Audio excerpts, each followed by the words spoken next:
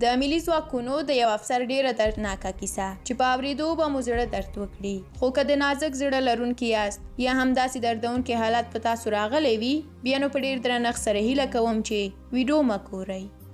د کندوز په خان آباد کې د یو پولیس وروستۍ خبرې چې له خپلې میرمنې سره یې پر موبایل کړي دي. هغه ویلي دي چې 3000 افغانۍ له سیف الله نومي دکاندار سره دي، هغه ترې واخله.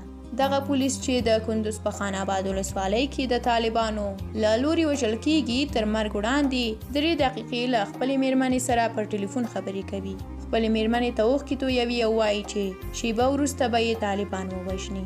دا سرتیری کله چې ویني طالبان یې پر پوستې روان دي او له ده سره نورې مرمۍ نشته چې ډزې وکړي، دستي خپلې میرمنې ته چې د تخار ولایت په زرتاق ولسوالۍ کې ژوند کوي اړیکه نیسي.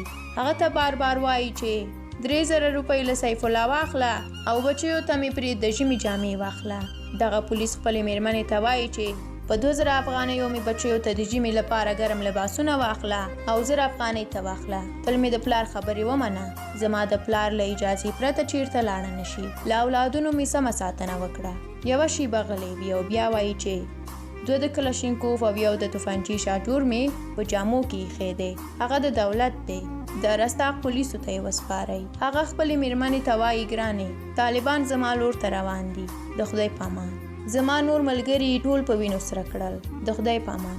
مور ته مې سلام وکړه او د لور مخ مې هم ښکل کړه.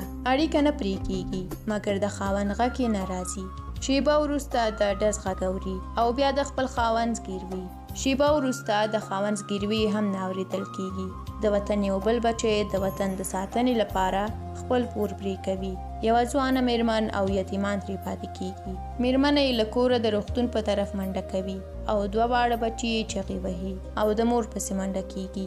یوه میرمن کونډه شوه، یو پلار او یو مور په ملا مات شول، یو ماشوم او یو ماشومه بدبخته شول، یو کور د غم په ټغر واوښت، یوه نړۍ ونړېدله، هیلې ورژېدې، د هېواد یو بل بچي قربانۍ ورکړه، یوه بله هدیره جوړه شوه.